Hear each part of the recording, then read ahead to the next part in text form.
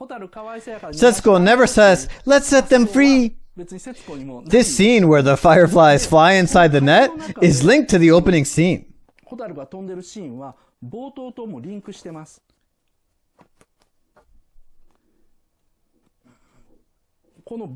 In the opening scene, the ghosts of Seita and Setsuko are watching the Great Tokyo Air Raid through a window. It's Kobe. Not Tokyo, the air raid in Kobe. Hotaru, which is firefly, is written down as fire is raining in Chinese characters. So, for them, fireflies are not something sad or painful, they are fire. It is life that is burning and it's beautiful. They catch them and bury them.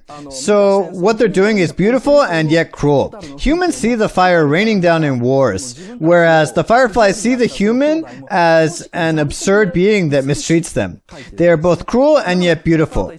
Takahata kept on saying that this is not an anti-war film. He had been saying that all along. So what is the theme? What is the theme?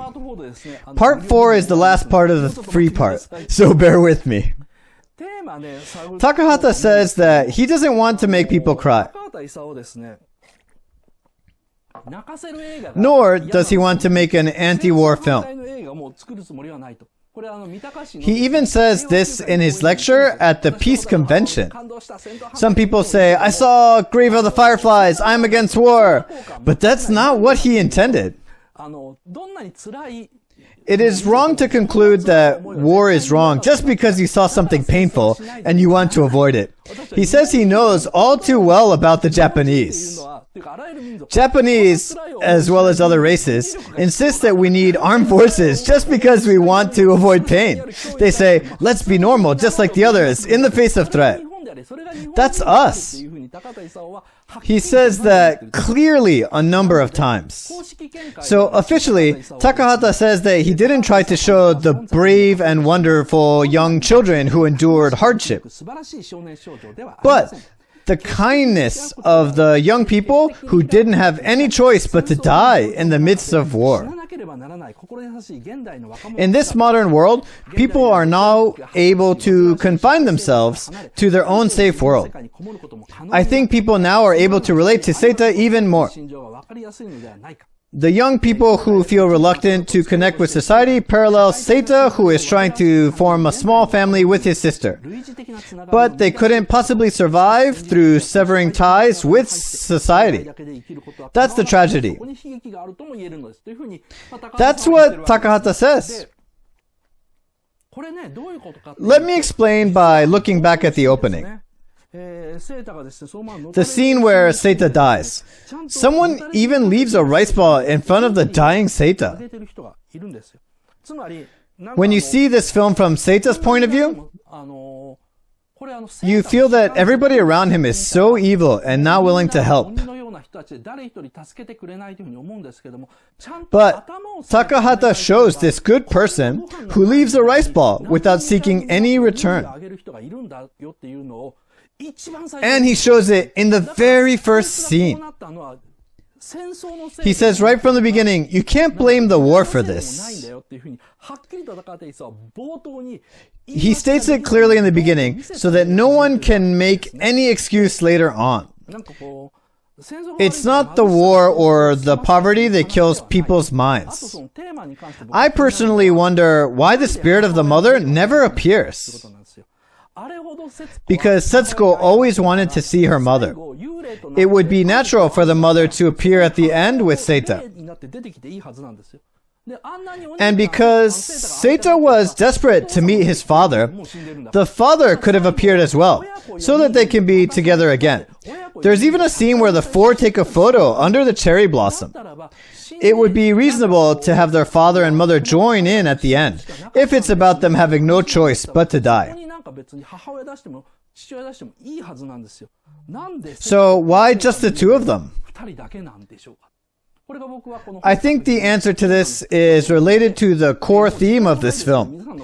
We're running out of time, but let's see your answers. They're still alive? I don't think so. Their parents are still alive? Nope. Why didn't I think of that? Yes, a lot of people think it's a story about Setsuko and Seita.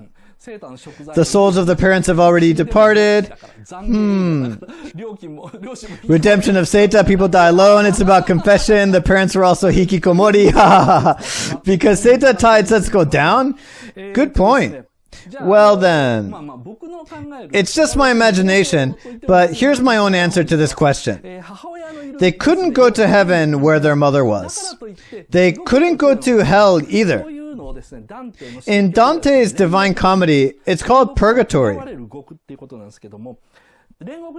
Purgatory means a prison where people are detained.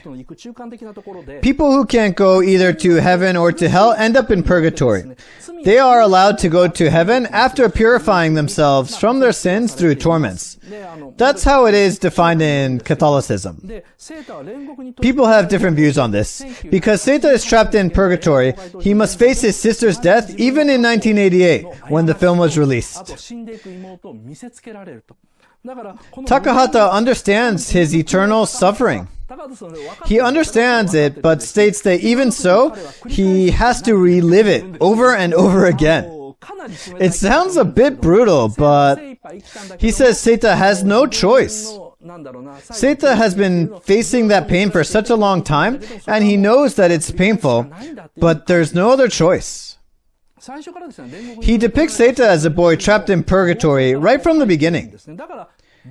That's why the story starts from the Sanomiya station. There are two scenes where Seita looks straight at the camera, and the first one is at the very beginning. He looks straight at the camera when he says, "I died on the night of September 21st, 1945. Another scene is at the very end, when Seita says, "It's late, go to sleep." And Setsuko sleeps on his lap. They're both ghosts already. When Setsuko sleeps, Seita looks straight at the audience and then looks away at the streets of Kobe. What is he trying to say? Why doesn't he look at us when Setsuko wakes up? That's because he can't when Setsuko is awake. I'll talk about this mystery in the second half. I think this is the scariest part of the story. Okay, let me see the result. I talked for an hour. The more you know about Takahata, the more interesting it gets. Miyazaki is a genius, but Takahata is a monster. In the documentary film called Ghibli Kingdom of Dreams and Madness, Takahata rarely appears. Miyazaki has a short temper and often yells, "Don't take a photo!" or "That's the stupidest thing I've ever seen." But a few days later, he comes back and asks you for your opinion. Whereas when Takahata says no, it's a clear no. When someone says to him, "Please understand, everyone is in trouble because of you," he suddenly gets angry and says, "I'm not causing anyone any trouble. I'm the one who is in trouble." He is such a handful.